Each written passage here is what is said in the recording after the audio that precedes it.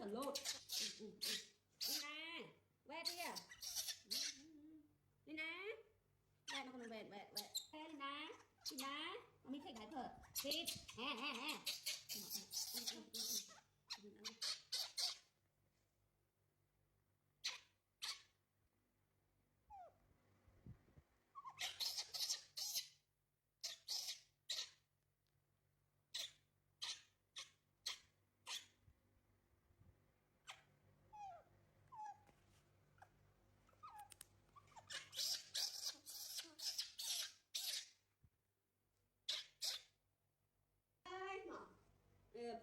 mày lên ít mà Lina mày lên mà rồi mày sáng mày đặt thuốc ấy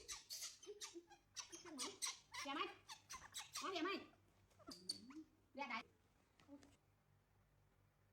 sẽ để ai